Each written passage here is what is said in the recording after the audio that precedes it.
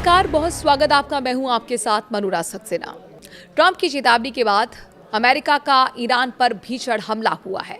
एक तरफ ट्रंप कह रहे हैं कि आज रात बहुत बड़ा हमला होगा, वेनेजुला की तरह हमला यहां पर ईरान पर हम करने वाले हैं, खर्ग आइलैंड पर हम कब्जा कर लेंगे। तो वहीं ईरान भी चुप नहीं बैठने वाला है।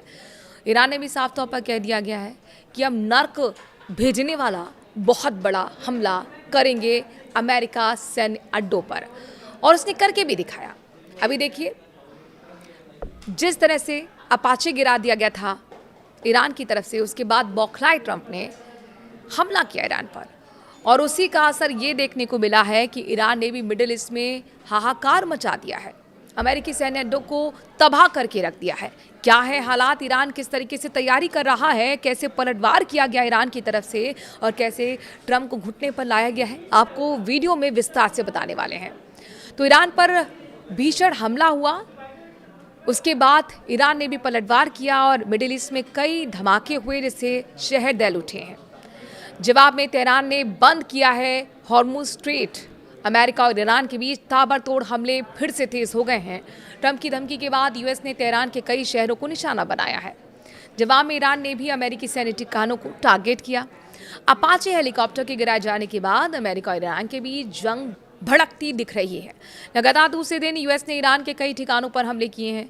जवाब में तेहरान ने भी अमेरिका के ठिकानों को निशाना बनाया। डोनाल्ड ट्रंप ने बुधवार को सीधी चेतावनी दी थी कि ईरान पर और तेज हमले किए जाएंगे।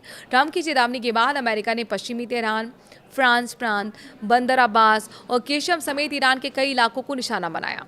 यूएस ने गोरगन, सिरकी और मिराब सहित अन्य शहरों पर भी हमले किए। अटैक के बाद पश्चिमी तेहरान और फॉर्स प्रांत में एयर डिफेंस सिस्टम को भी एक्टिव कर दिया गया है। सेंट्रल कमांड ने एक्स पर पोस्ट किया है। अमेरिकी सेंट्रल कमांड ने सोशल मीडिया पोस्ट में कहा, कमांडर इन चीफ के निर्देश पर हमने पूर्वी ईरान में है कई ठिकानों पर अतिरिक्त आत्मरक्षा हमले किए। ये हमले ईरान की आक्रामकता के जवाब में किए गए हैं। हॉर्मुज स्ट्रेट के पास स्थित ईरान के दक्षिणी शहर बंदर अब्बास में विस्फोटों की आवाज़ सुनाई दी है। ट्रंप ने दी थी हमले की चेतावनी। ट्रंप ने इससे पहले बयान दिया था कि हम फिर कड़ा प्रहार करेंगे। उन्होंने अमेरिका के शांति प्रस्ताव पर तेहरान के सहमत न होने पर निराशा जताई। ट्रंप के युद्ध सचिव पीट हेग्सेथ ने चेतावनी देते हुए कहा कि अमेरिका ईरान में प्रमुख ठिकानों पर बमबारी करेगा। अमेरिकी राष्ट्रपति ने ट्रूथ सोशल पर एक कड़ा मैसेज भी जारी किया। उन्होंने लिखा कि ईरान ने समझौते के बीच बहुत सारा समय गंवा दिया है और उसे इसकी कीमत चुकानी ही पड़ेगी। डोनाल्ड ट्रंप ने ईरान से युद्ध करने में व्यस्त, उधर जनता का बुरा हाल है, रिकॉर्ड तोड़ महंगाई भी बढ़ गई है। ईरान ने हॉर्मुज स्ट्रेट को बंद किया तो यूएस ठिकानों को निशाना भी बनाया।